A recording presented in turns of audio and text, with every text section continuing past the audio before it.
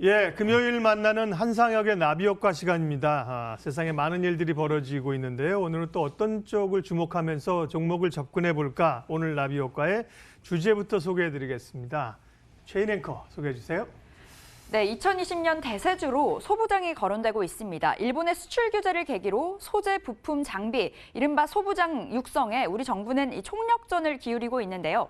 이미 소부장주들은 52주 신고가 랠리를 펼치면서 정말 잘 나가고 있습니다. 기대감이 한껏 커져 있는 상황인데 우리 시장의 대장주죠. 이 삼성전자도 너무 좋습니다. 6만 원 선을 돌파했죠. 어제 같은 경우에는 이 반도체 장비에 25조 원가량을 투자하겠다라고 전해지면서 이 소부장주들을 상승으로 밀어 올렸습니다. 때문에 최근 우리 시장에서는 이 소부장 펀드도 출시가 되고 있는 상황인데요. 소부장 기업에 집중적으로 투자하는 이 공모 펀드를 소부장주라고 부르고 있습니다. 그런데 살펴보니까 이 장단점이 정말 뚜렷하더라고요. 장점으로는 손실 30%까지 보전이 된다. 우리 투자자분들 참 솔깃할 것 같고요. 하지만 이 48개월 만기까지는 환매가 불가하다. 아무래도 이 펀드 투자는 또 환매가 가장 중요한 포인트 아니겠습니까? 좀 이러한 부분에서는 아쉬운 점으로 꼽히고 있는 상황입니다. 이렇게 소부장을 너도 나도 밀어주면서 정말 잘 나가고 있는데요. 올해 기대가 된다라는 리포트들도 많이 쏟아지고 있는 상황입니다. 하지만 이미 너무 선반영이 되어서 고점까지 올라가 버린 건 아닐지 또 걱정이 되기도 하는데요. 이럴 때 어떻게 대응을 해보면 좋을까요? 한상혁의 나비효과에서 체크해 보시죠. 예, 소개해 주신 주제를 가지고 본격적으로 이야기하겠습니다. 유한타증권 파이낸스 허브 강남점 한상혁 과장님 오셨습니다. 어서 오십시오. 안녕하세요. 네, 한 부장님, 네, 한 과장님이시죠. 네. 소부장 얘기를 하려고 하다 보니까 부장님으로 승진을 시켰습니다. 제가. 예, 소재, 부품, 장비, 소부장이 오르는 이유, 주목해야 되는 이유는 우리가 어느 정도 알고 있어요. 그런데 지금의 관심은 좀 많이 오른 것 아니야? 예, 이게 고민이고 관심이거든요. 네, 그런 점에서 어떻게 보세요? 네, 맞습니다. 네. 흔히 소부장이라고 하죠. 네. 소재, 부품, 부품, 장비. 장비. 네. 작년에 일본에서 수출 규제가 있은 이후에 정부 차원에서도 소재, 부품, 장비 산업을 집중적으로 육성하겠다라고 얘기하면서 방금 말씀하신 것처럼 펀드도 조성하고 정부 정책이 계속적으로 지원 정책이 나오고 있습니다. 작년에 이제 문 대통령도 관련 펀드에 약 5천만 원 정도 투자한 것으로 좀 알려져 있는데 아마 지금쯤이면 꽤 많은 수익이 났을 거예요. 많은 종목들이 올랐으니까요. 사실 종목들이 접전 대비 상당히 많이 좀 올랐습니다, 지금. 그래서 아마 시청자분들도 지금 이거를 사야 되는지 팔아야 되는지 아마 그 고민이 가장 크실 거라고 생각이 되는데요. 예. 근데 저는 어제 시장을 보면서 느낀 게 하나가 있습니다. 어떤 걸 느꼈냐면 어제 우리 시장 반도체 관련 소부장 업종들이 상당히 강한 모습을 보이지 않았습니까? 근데 오늘 말고요. 어제 새벽에 끝난 미국 시장을 보게 된다고 하면 미국의 필라델피아 반도체 지수는 1.19% 정도 하락을 했었어요. 오늘 새벽에 끝난 거는 1.7% 오르긴 했지만 어제 새벽에 끝난 장에서는 한 1.17% 하락을 했었거든요. 미중 간의 1차 무역 합의 서명이 끝나고 차익 매물이 나왔던 거라고 치더라도 나스닥이 강보합 수준에서 마감됐 거를 감안한다라고 하면 필라델피아 반도체 지수가 1% 넘게 하락을 했다는 것은 이들 업종에서 하락을 주도했다라는 말이 될 수가 있습니다. 그런데 글로벌적으로 반도체 관련 종목들이 별로 그렇게 재미가 없었는데 어제 우리 시장 같은 경우에는 반도체 관련 업종들이 주도를 하면서 코스닥 시장을 1% 넘게 올렸단 말이에요. 결국은 국내에서의 이슈가 있었다라고 좀 해석이 가능할 것 같고 앞서 말씀을 드렸듯이 일부 언론 보도에서 삼성전자의 올해 반도체 설비 투자가 애초 계획했던 것보다 한 2배 정도가 더 많아질 것이다 라는 이제 보도가 나오면서 이런 흐름을 만들어냈습니다. 일단은 제가 삼성전자 같은 경우에는 200K 시설 투자를 진행을 한다라고 좀 나오고 있는데 낸드 플래시에 약 110K, 디램 쪽에서 한 40에서 50K, 파운드리, 그러니까 LSI 부분 그쪽으로 해가지고 한 40K 정도 더 투자를 한다라고 나오고 있는데요. 일단은 앞서 말씀드렸듯이 소부장 업체들이 밸류에이션 상에서 많이 올라온 거는 분명히 맞는데 만약에 이런 언론 보도에서 나온 것처럼 삼성전자가 애초 계획보다 2배 이상을 투자를 한다라고 했을 경우에 그러면 또 많이 달라지게 되거든요. 그렇다라고 하면 밸류에이션 계산을 처음부터 다시 해야 되고 상승할 수 있는 룸이 더 있다는 말이 됩니다. 그래서 오늘 나비 효과는 삼성전자의 예상을 뛰어넘는 투자 규모와 그 배경을 한번 얘기를 해보고 살펴보고요. 이에 따른 수혜 종목까지 한번 살펴보도록 하겠습니다. 예, 그러니까 논지는 주목받았고 많이 올랐지만 생각했던 것보다 더 이상 확장될 가능성이 있다. 네, 예, 맞습니다. 그 중심에는 삼성전자의 대규모 투자가 있다는 거잖아요. 네, 맞습니다. 그 부분이 그럼 어떻게 진행되고 있는지 조금 더 근거를 구체적으로 말씀해 주세요. 네. 뭐 삼성전자의 반도체 장비 투자 규모가 2배가 늘어서 약 25조 원이 될 것이다라는 그 언론 보도. 일단은 그게 현실성이 있는가? 네. 이 부분에 대해서 일단은 뭐 언론 보도니까요. 현실성이 있는가에 대해서 한번 생각을 해볼 필요가 있는데요. 전 상당히 가능성이 높다라고 좀 생각하고 있습니다. 그 이유를 말씀을 드리자면 이제 표를 하나 보시면요. 다음 표는 대만 쪽 반도체 월별 매출 성장률을 나타낸 거거든요. 대만 쪽 데이터를 보는 이유가 대만 같은 경우에는 월별로 실적이 체크가 됩니다. 그렇기 때문에 업종 내 변화를 좀 빨리 체크가 가능하거든요. 그래서 대만 쪽을 좀 체크를 많이 하는데 뭐 일단 가장 눈에 많이 띄는 거는 역시 파운드리가 될 것 같습니다. 파운드리 같은 경우가 작년 6월부터 내내 성장을 하게 됩니다. 뭐 20%, 14%, 뭐 16% 굉장히 고성장을 하게 되는데 역시 TSMC의 주가가 좋았던 이유가 분명히 있었던 거예요. 그리고 밑에 5G 화학물이라고 되어 있습니다. 이 5G 화학물이라고 되어 있는데 이쪽도 어마무시한 매출 성장을 보여줍니다. 거의 50% 넘는 성장률을 보여주고 있어요. 그럼 여기서 이런 해석이 가능하죠. TSMC가 잘 나간 거는 5G와 관련된 칩 수요가 증가하면서 주가가 실적이 많이 좋아졌고 주가 역시도 많이 갔구나 이런 해석이 가능한데 메모리 쪽을 보세요. 메모리 쪽을 보게 된다고 하면 작년 한 해 내내 역성장을 기록을 합니다. 마이너스 성장률을 계속 기록을 하게 되는데 우리도 작년에 메모리 가격이 빠졌다는 걸 잘 알고 있습니다. 그런데 여기서 중요한 점이 6월을 기점으로 마이너스 폭이 줄어들고 있다는 점이 더 중요한 거예요. 그러면 메모리 쪽도 최악은 이미 지나갔고 바닥은 통과하고 있구나라는 사실을 좀 알 수가 있는데요. 이런 부분들은 반도체 가격 추이를 보면 고스란히 좀 나타내고 있습니다. 다음 표는 낸드 가격과 디램 가격을 나타낸 표인데요. 낸드 가격 같은 경우는 6월부터 올라오는 추이를 볼 수가 있고요. 디램 같은 경우는 이보다는 느리지만 역시나 바닥은 지나간 것으로 좀 보여지고 있습니다. 그런데 메모리 산업에서 가격은 매우 중요한 요소가 되는 거거든요. 가격이 계속 올라간다는 것은 결국은 가동률을 올린다는 얘기가 같은 말입니다. 그리고 가동률이 상승한다는 것은 필연적으로 시설 투자가 들어간다는 얘기와 같은 얘기예요. 왜냐하면 메모리 산업이라는 게 누가 얼마나 많이 싸게 찍어내느냐의 싸움이거든요. 지금 메모리 시장이 삼성전자와 하이닉스, 마이크론 이 세 개 업체로 재편된 이유도 웬만한 시설 투자로는 이 메모리 시장에 뛰어들 수가 없습니다. 그렇기 때문에 이 세 업체들로 재편된 거거든요. 과점화된 거거든요.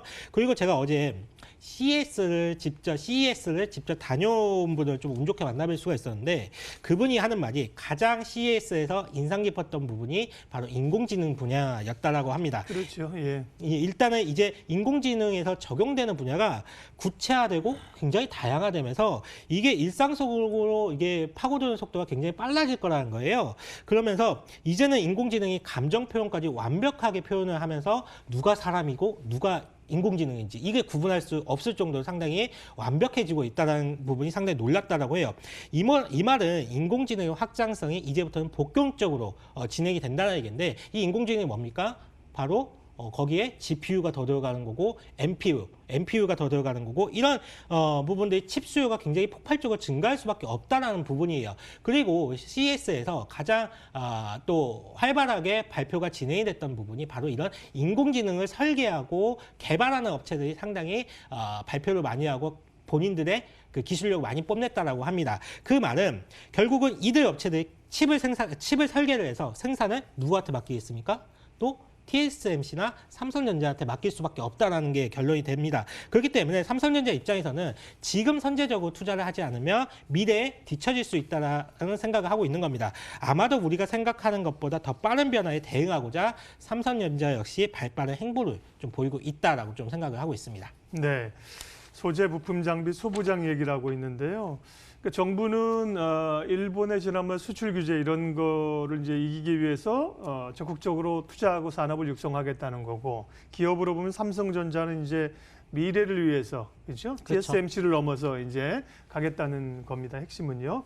그러면 네. 주목할 만한 기업으로 접근할게요. 예. 사실 뭐 하고 싶은 말 이 부분은 상당히 많습니다. 네. 뭐 삼성전자가 지금 투자를 안 할 수 없는 이유와 뭐 반도체 업종에 대한 밸류에이션 뭐 이런 얘기 잘 얘기가 많은데 네. 사실 이런 배경과 산업이 흘러가는 방향을 정확하게 알아야지만이 우리 투자자분들이 근시안적으로 접근하지 않고 좀 넓은 시각으로 볼 수가 있거든요. 그러면서 시장이 뭐 흔들린다 했을 때 전혀 흔들리지 않고 좀 큰 수익을 얻을 수 있을 것 같은데 뭐 시간 관계상 이 부분을 좀 짧게 말씀드리고 본격적으로 좀 종목 얘기 말씀을 드리자면 네.